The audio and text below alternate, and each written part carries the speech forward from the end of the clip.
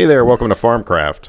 In my last video, I took this 1952 Johnson Outboard that had been sitting for almost 50 years. I was able to get it running, but the carburetor was flooding. If you haven't seen that video, you might want to watch that before watching this one. So I noticed when it was running, there was fuel just pouring out of this hole, which that's just an open hole into the float chamber. Well, what that tells me is that the float is not working. Either the needle is not sealing, or the cork is no longer floating. So the simplest way for me to see if the float is working or not, I've got this plugged, and I'm just going to put fuel in there and see if that cork floats. So this is the same fuel that was in the tank. And it is floating.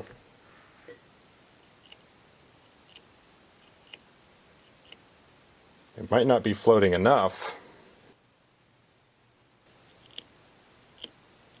If I take this plug out, if that valve is working, we shouldn't get a whole lot of fuel out of here.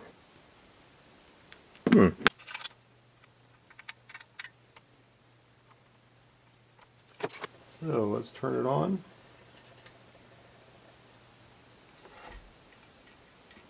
Nope, see the float?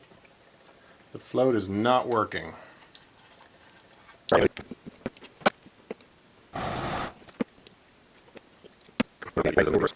And here's our needle. Come out the other side. Okay. But here's the issue.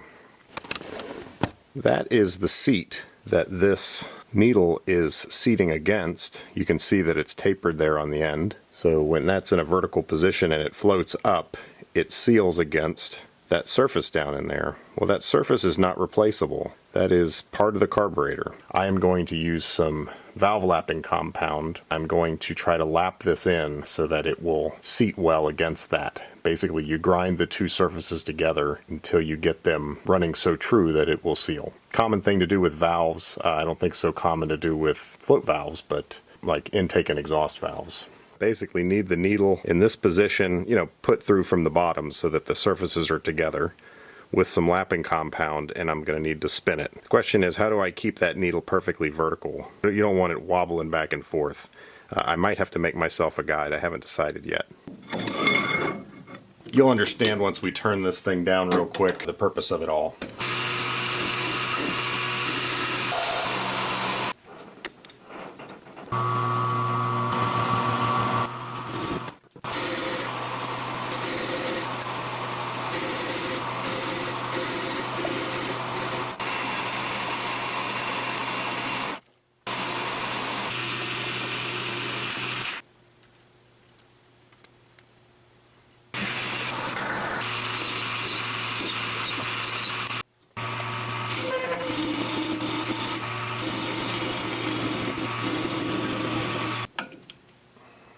So what was the purpose of all that?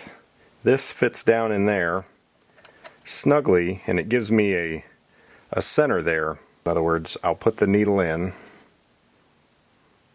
and then it might be a little tricky getting this on and getting it lined up. Yeah, much easier to do it with it upside down. And then once I have that in there, I can lap it just like that. And that's going to force that needle to stay in the proper orientation. I try to show you this needle up close through a magnifier, and you can see there's a little wear spot in the center there. But I'm going to be taking a look at that and just kind of making sure that I've hit that entire area, that the entire ring looks like it's been freshly ground. Permatex valve grinding compound. So I'm just getting a little bit on the needle there. I got the needle in, and I'm going to put my guide in. I got that. So I've got the needle with pliers now, and I'm just going to just kind of back and forth. What do you think? Is this going to work, guys? Some mechanic's probably out there yelling at the computer about what an idiot I am. Hey, he's probably right.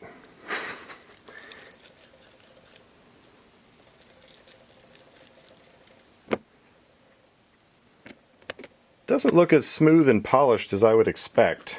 The stuff's fairly coarse. I'm not sure it's fine enough for a needle valve seat, to be honest. I may try some buffing compound and see if that doesn't do better.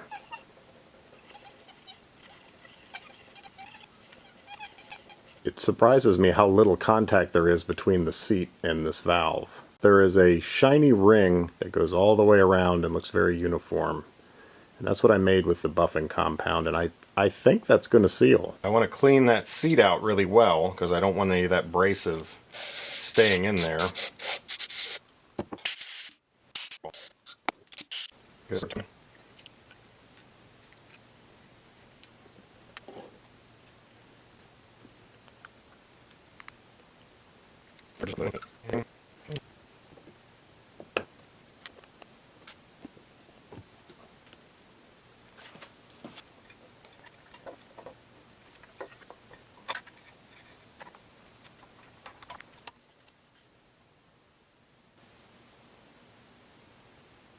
Right here there's a little vent on the top of the float bowl, and that's where the gas was coming out before, and it is not now. I think the float is working, and that is awesome.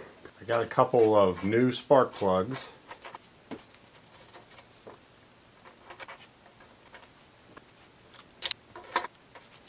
Now I must say I am amazed that these plug wires look as good as they do, but you know, they've been covered under a cowl, sitting in a garage. There's no UV light on them. They weren't being used. There's no reason for them to go bad, but they look remarkably good. The rubber is still pliable.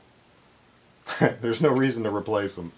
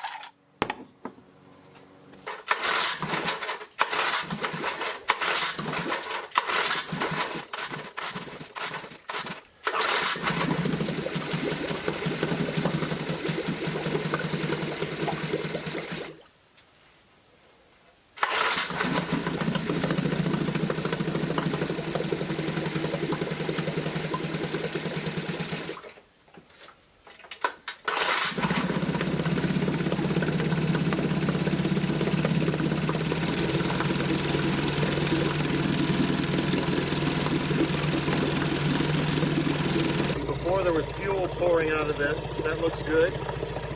Nice and dry.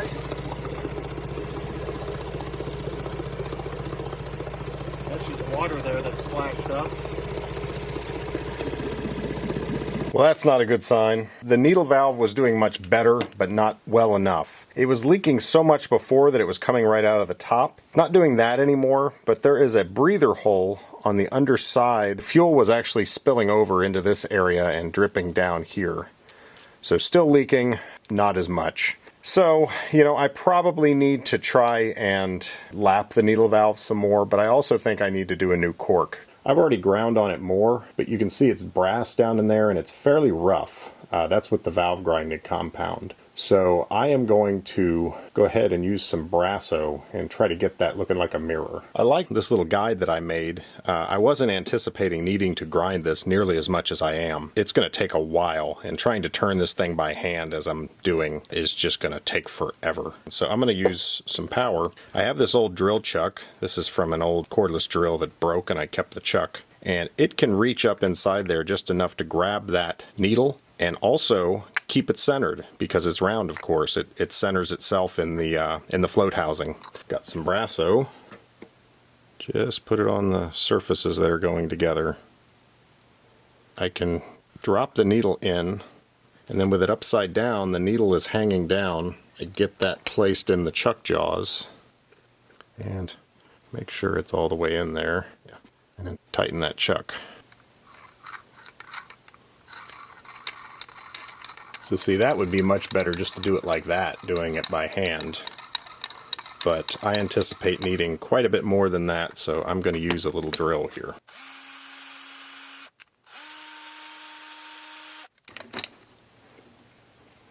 So after lots of grinding and polishing, this is what we're looking like. So it definitely looks more polished, and hopefully that's going to seal better. So you can kind of see that shiny ring going around, and it does go all the way around. So what do you think? Is that going to seal?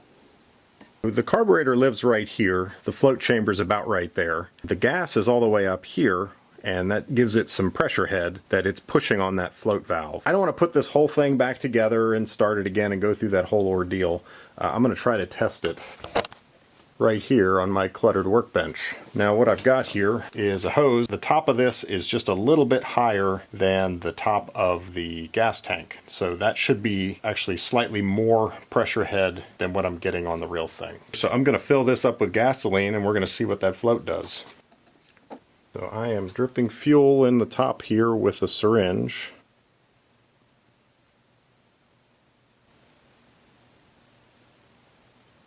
$10 cc's, you can see it's starting to fill the bowl. Let's see what happens with this one. Float's coming up, and it seems to have stopped. So my hose is full, but it looks like it's slowly leaking down. Yep, this is what it was doing on the engine. That level's going to keep coming up, the level in the bowl, until it's too high and it's flooding out of the fuel jet there. Yeah, I'm pretty confident it needs a new cork, and that will definitely help this issue. Obviously, that's not something I can order. I mean, I can't order a new carb float. I can order a piece of cork, which is what I'm going to do. Let me go order something on Amazon. It's going to take a couple days for me to wait, but you're going to get it instantly. Jerks. So there's my cork, and you know, this took a while to get on Amazon. It was $40 for just this one cork. So I only got one shot at this. I could not get a cylindrical one, but this one is slightly larger, so I can modify it to make it work. I'm just going to hot glue it to... yeah. Okay, it was 10 bucks for 20 of them. $40 for one cork.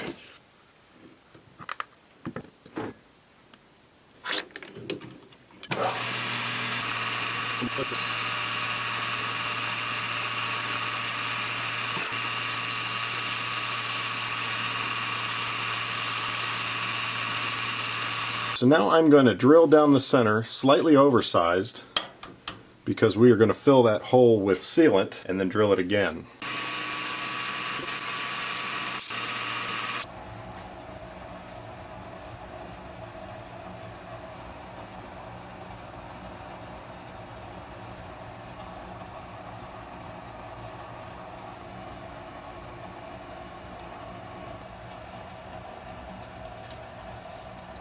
So I filled that hole with the seal all, and now I'm going to drill it out again.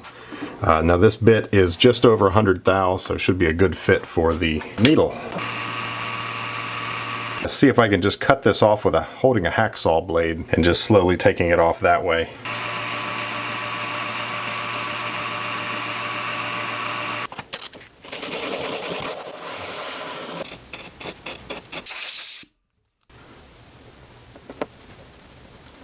Alright, old cork, new cork. It's slightly bigger. I did that intentionally, hoping I'd get just a little more float out of it to seal off this valve.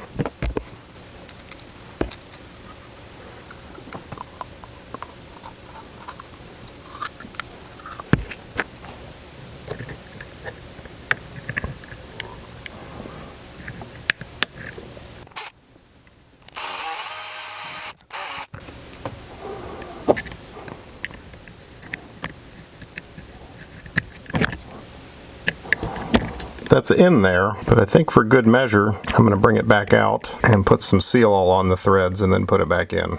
So I got seal all on the threads there.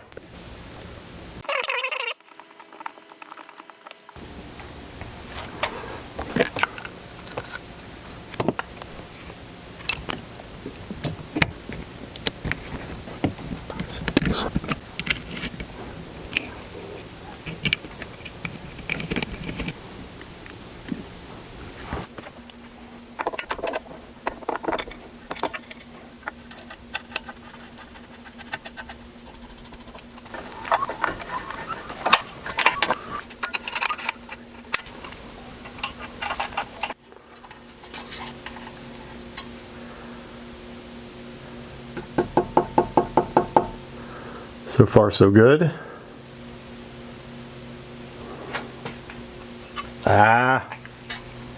Still not working. Alright, I put the carburetor back on. We're looking down into the bowl. I didn't put the top on, obviously, so that I can actually watch the float work. So let me turn the fuel on.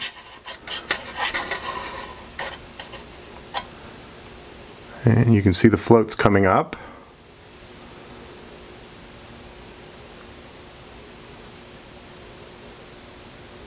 And it stops.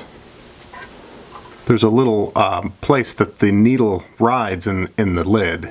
With the lid off, it is working. Maybe I just need to put it back together and see what I can do to make sure that float is able to move properly. So I'm not sure, but I may have discovered the problem. When I was working on this needle, I was grabbing this with a chuck, thinking, well, this is at the top, you know, this is the part that needs to seal, so that's the part to be careful with. This doesn't really matter. Well, I did rough it up just a little bit, and that rides in this. And it goes in there well enough, but I can feel it's a little rough, and I think it is making the needle stick. There, like right there, it wants to hang up. So I am going to smooth this out, and I bet you that was at least contributing to my problem.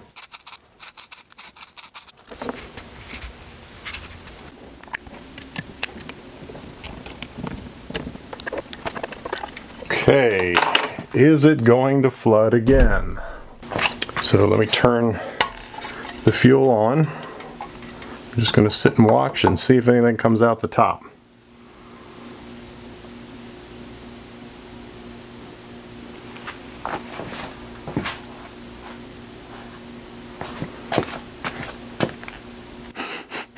You smell that? Smells like success. Man, that is cheesy. Smells like cheese. No, I think that might have worked. Hell yeah. I'm gonna run it outside. We're gonna run it in the bucket again and just make sure everything looks good. And if it does, we're gonna go take a spin on the pond. Haha, it looks like it's working.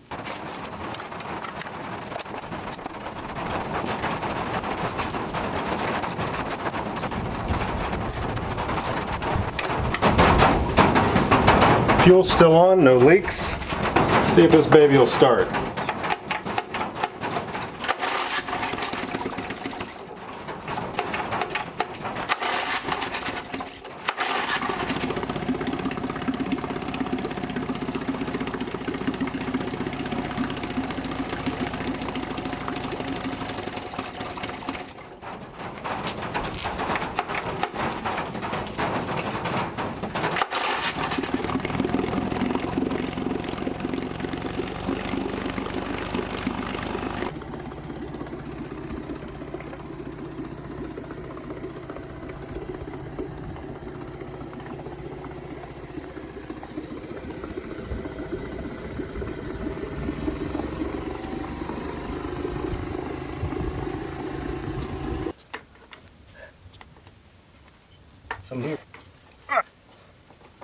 Release the shmoo!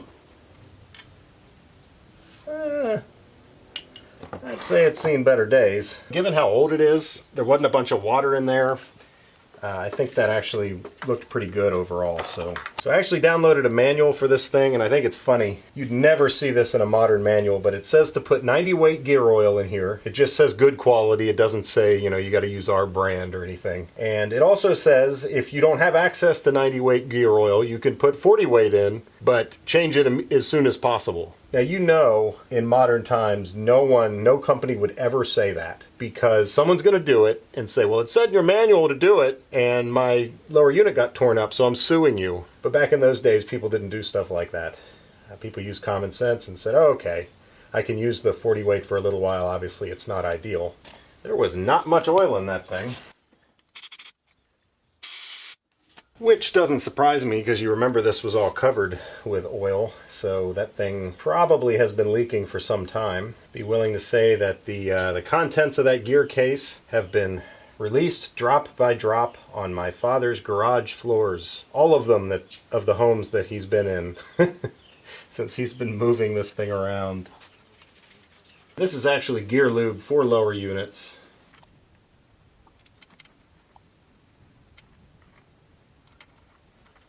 gonna help. Let's go put this on a boat. Hey, you guys enjoying the video? You know, if you watched all of the first video and then you watch all of this one, you'll have watched me working on my Johnson for over an hour straight. No, but seriously, don't forget to give it a thumbs up. It doesn't cost you a thing, and I put a lot of work into my videos, especially when I'm working on my Johnson. If you want to support the channel, come over to Patreon. We got a good group of guys over there. You can also check links in the description for other ways to support. There's buymeacoffee.com, there's my Etsy channel. All your support's appreciated.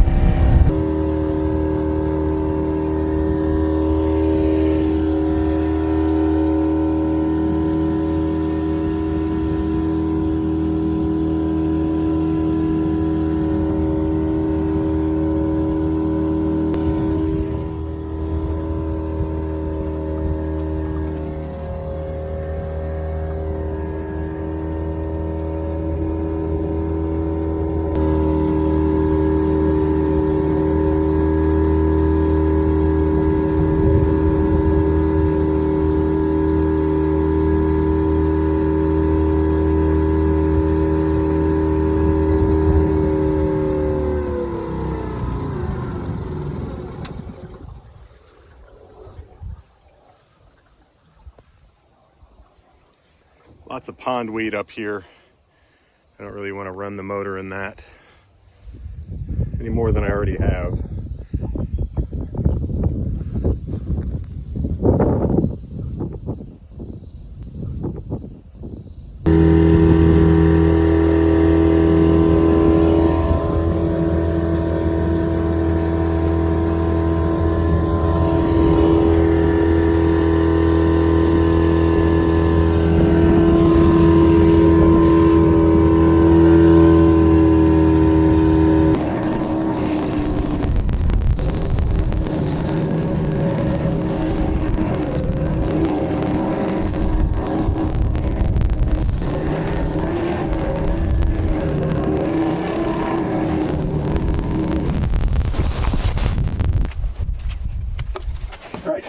So now what do I do with this thing? I have to say, a part of me is tempted to do a full restoration of it. The rest of me is very intimidated by that because I know I'm going to get into things that I'm not going to be able to get parts for. It's going to be a long and difficult process to do. I would consider doing it though if enough people like this video. You know, if this video does really well, and I'm talking about, let's say, I'll consider doing it if I get more likes on this video than I've had on any of my other videos. I'm talking about a full restoration, like making it look like it did when it came out of the factory. So I would have to take it down to parts and get all new seals. I'd have to do some body work, fix these dents, probably soda blast the aluminum, some sand blasting. I'd need a blasting cabinet, so I'd have to go buy that. New decals, you know, the works. So if you guys want to see that, give me a thumbs up. Let's see how many thumbs up we can get on this video, and I'll consider it. Cool little project. What a neat carburetor in this thing with that cork. So I hope you guys enjoyed this. I definitely had fun. Let me know if you want to see more of this engine. Check you on the next one. You know, if you watched all of the first video and then you watch all of this one, you'll have watched me working on my Johnson.